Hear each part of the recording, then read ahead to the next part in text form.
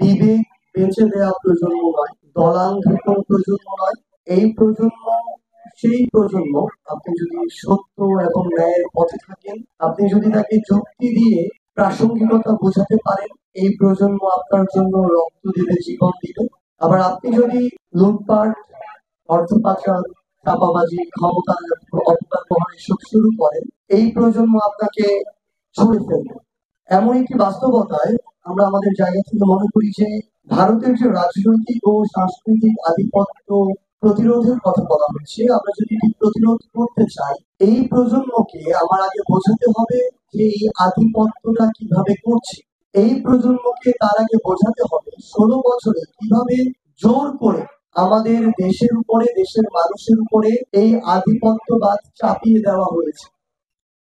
কোন কোন জায়গাগুলো, শুধু রাজনৈতিক সাংস্কৃতিক ক্ষেত্রে নয়, বরং দেশের প্রত্যেকটা সিস্টেমে কিভাবে প্রত্যক্ষ এবং পরোক্ষভাবে ভারতের আধিপত্যবাদ প্রতিষ্ঠিত হয়েছে।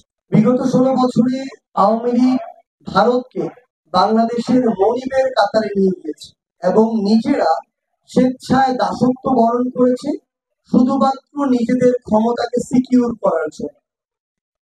তাদের কাছে দেশ, দেশের মানুষ, দেশের সার্বভৌমত্বের চেয়ে ক্ষমতার মূল্যটা বেশি ছিল।